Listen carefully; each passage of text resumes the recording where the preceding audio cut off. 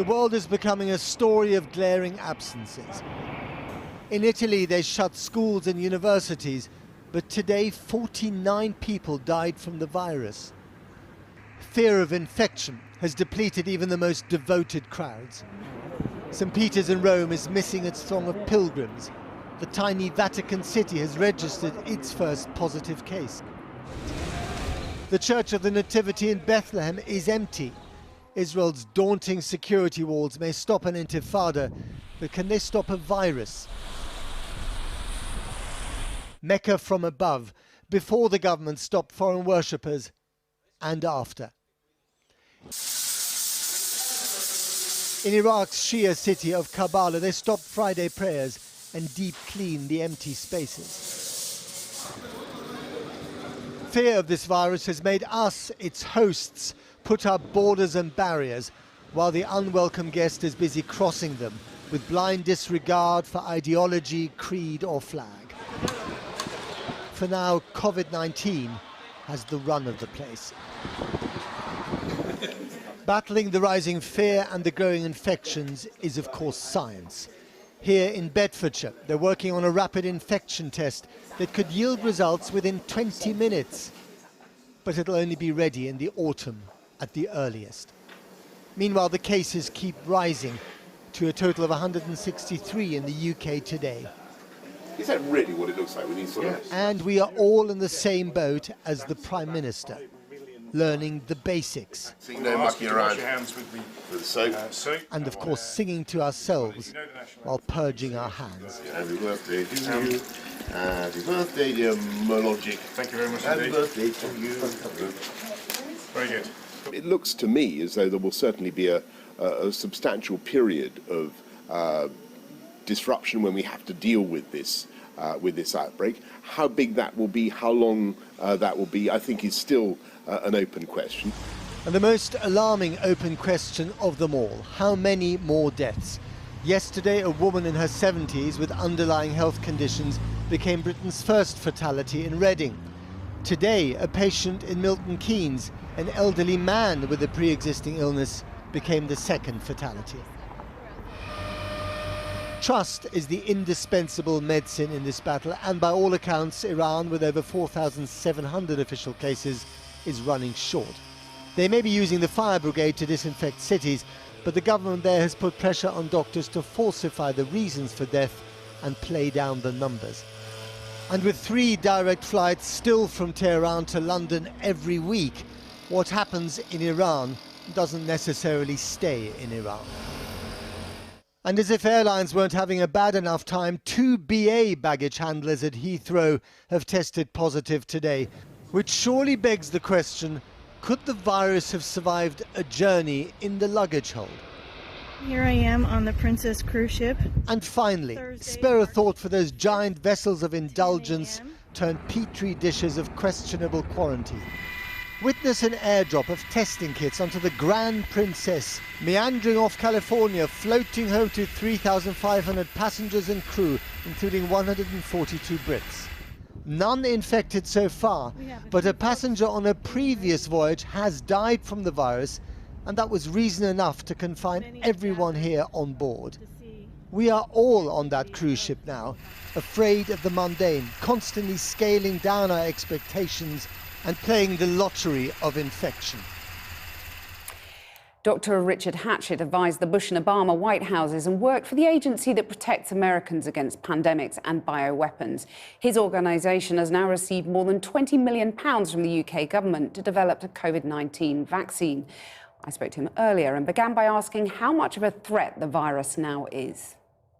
Well, I think that the threat is very significant. The potential of the virus, it's already demonstrated in China. Yeah, I think it's demonstrating that potential in Italy, in Iran. Looking at what's happening here in the UK, are we on a similar trajectory? Well, I don't like to make predictions. I think it's up to societies how they will respond to the virus. You can look at places like Singapore and Hong Kong. Singapore had its first case on January 23rd.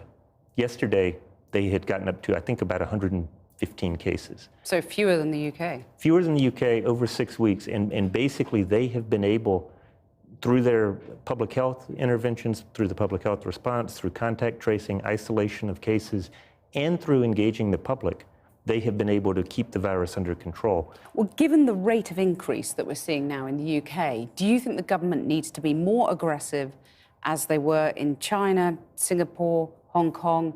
Singapore and Hong Kong did not shut themselves down, but they have mounted very aggressive responses. Contact tracing is very important. The voluntary quarantine of contacts is very important. The isolation of cases is very important.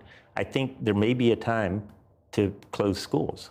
The virus has been circulating here for some time, and I think the government does recognize the criticality of the situation. I actually think Chris Whitty and his colleagues are doing a good job at communicating the risk to the public. I don't think they're minimizing the threat. I think they recognize the potential of the virus.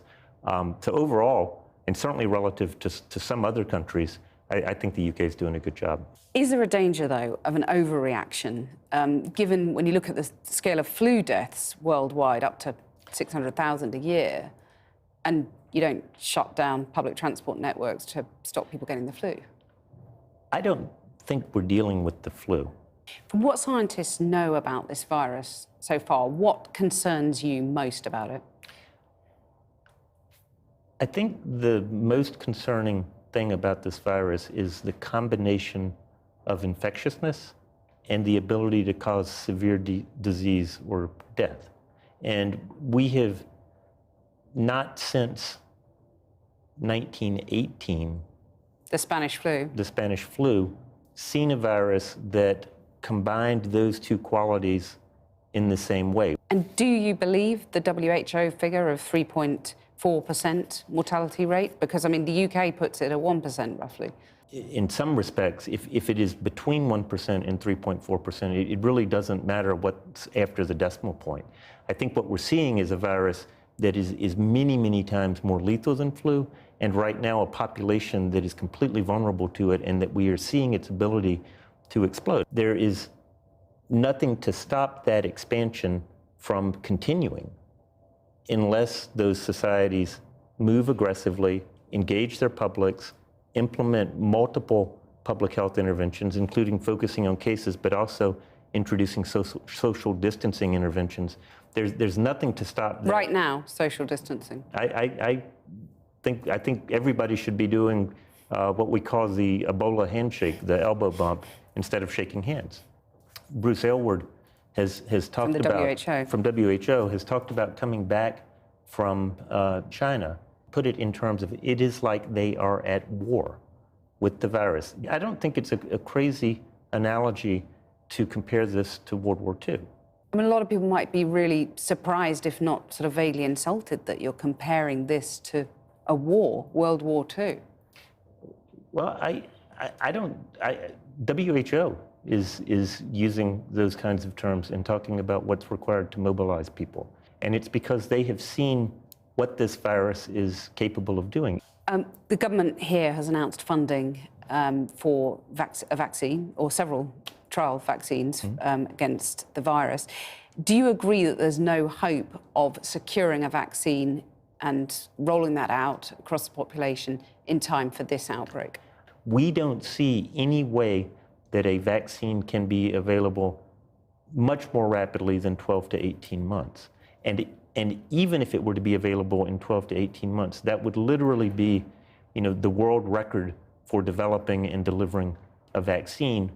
And the vaccine that would become available in 12 to 18 months, the supply would be such that we would need, I think, ethically to prioritize it for those who were at highest risk. So if this is a war, in your terms, it's a lengthy one? It is a lengthy one. This is a virus that's going to be with us for some time. There are many epidemiologists who think that the virus is likely to become globally endemic and be with us in perpetuity. If I had to bet, I would think that that is the most probable scenario. You're using these martial metaphors, you're making it sound very scary. You have a vested interest in making people fearful, so you get the investment in a vaccine. What do you say to that? I've been working on epidemic preparedness for about 20 years. and completely dispassionately without elevating the temperature or speaking hyperbolically. This is the most frightening disease I've ever encountered in my career, and that includes Ebola, it includes MERS, it includes SARS. And it's frightening because of the combination of infectiousness and a lethality that appears to be many-fold higher than flu. Richard Hatchett, thanks very much. Thanks, Kathy. Well, I'm joined now by our business and global trade correspondent, Paul McNamara. Well, Paul, it's been a really interesting day with the Health Secretary making some pretty interesting comments about supermarkets and stockpiling, which have been challenged. Tell us more about that. Yeah, so at the beginning of the week, hand sanitizer started selling out. Now there are plenty of other supermarket shelves that are emptying because people have started stockpiling. Last night, the Health Secretary, Matt Hancock, tried to calm people down. He said, look, there's absolutely no need to panic buy, adding, we are working with the supermarkets to make sure people be able to get the food and supplies they need, which is all very reassuring, except for one small thing. I spoke to someone from one of the biggest supermarket chains this morning, and they said, we were a little bit surprised about that because we've had no contact with government whatsoever. That seems to have changed during the day. The Environment Secretary, George Eustice, has been hitting the phones with chief executives, and the messaging from both government and the supermarkets is essentially, don't worry, supply chains will continue to function as normal for the foreseeable future. But while people have been panic buying in supermarkets, in stock markets, they've been panic selling. All markets around the world took an absolute hammering today. The FTSE closed down just above 3.5%.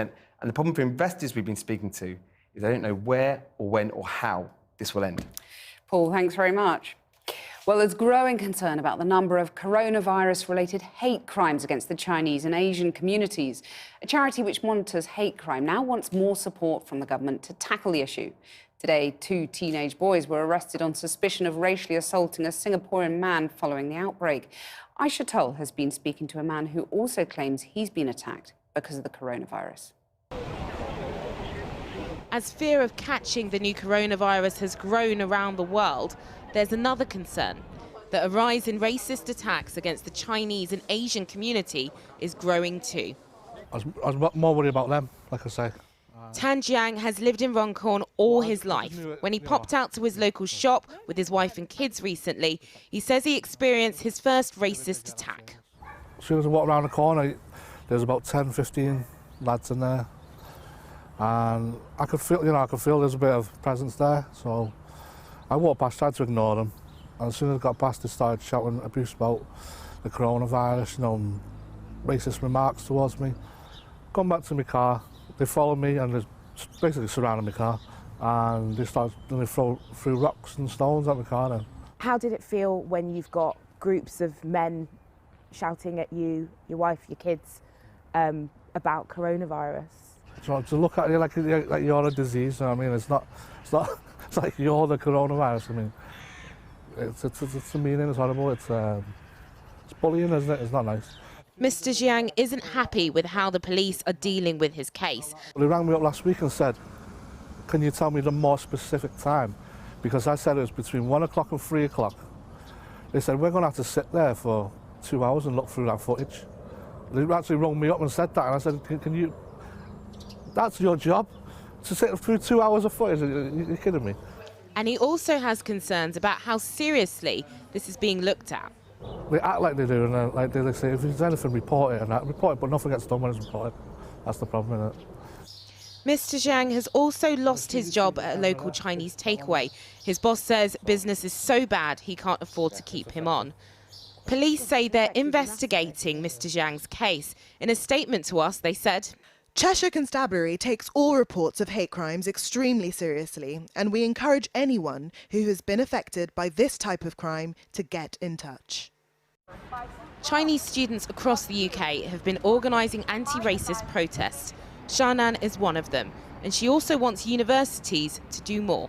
Maybe at this very crucial time of coronavirus, universities need to have some tangible or accessible platform for Chinese students, any students actually, not only from China, but also from South Asia or Singapore, Thailand, South Korea. A lot of my South Korean friends also got attacked because they look Chinese, right? It doesn't matter how you look like. You look Chinese and you get attacked. There are concerns that these types of incidents are on the rise. Tell Mama is a charity that monitors discrimination, and they're calling for action. We need to have that public outrage against the anti-Chinese racism that is growing, and it's not happening yet. And we need communities to stand together to tackle anti-Chinese racism, as we call on all communities to stand against all types of hatred. This isn't just happening in the UK. We've seen reports from countries including France, Australia and America. In some countries, politicians are speaking out and condemning coronavirus abuse. But some in the Chinese community here in the UK hope that leaders will start to speak up for them. Well, earlier I spoke to the former Business Secretary, Andrea Leadsom, and began by asking her whether she thought we should all be invoking the Blitz spirit to battle the coronavirus or not. I think what we've been very clear about is that people should go about their usual lives and take care over washing hands and so on, and for people who feel ill to self-isolate. But I'm not sure that's quite the same as the Blitz spirit. You were Business Secretary before you were let go by Boris Johnson. Do you fear now, given the kind of clampdown going on around the world, that a global recession is all but inevitable? There's a lot of evidence of a recent slowdown anyway. We've had the issues with trade between the US and China. We've seen a big slowdown in the European Union.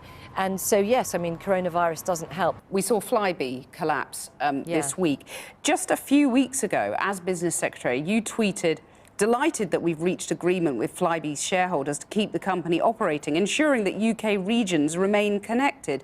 Do you regret that, given that there was no agreement, just a possible agreement which fell apart? And actually, didn't you just give false hope to employees of Flybe and their customers? No, at the time, when we had those discussions with the investors, they were absolutely clear that they would continue to support Flybe. It's a turnaround operation, and they were committed to its long-term future. And at the same time, the government was committed to review of air passenger duty, to take away the double counting on domestic flights, and to look again at some of those routes which don't have any alternatives. And so we did sort of what we'd set out to do. I think it is devastating for staff and for many people who now have problems with passenger journeys. Just finally, you gave a statement in the Commons this week about your resignation. You said that you spoke about the importance of all MPs behaving honourably. The Home Secretary is accused of bullying her staff, allegations she denies. Would it help you set up an independent and anonymous complaints system for MPs and their staff? Would a similar system be appropriate for civil servants? Well, first I want to say I have never seen Priti bully anyone, and she is a very highly regarded colleague, and I certainly get along with her very well. And I think actually the problem with this kind of very public allegation is that it's very difficult for her to defend herself. And in many cases that I've seen in my time as leader of the Commons, it's also very difficult then for victims to come forward, because they themselves find that they're in the public glare of the spotlight. So actually, yes, I do believe that a confidential and independent complaint scheme is the way forward. Andrea Leadsom, thanks very much. Thank you.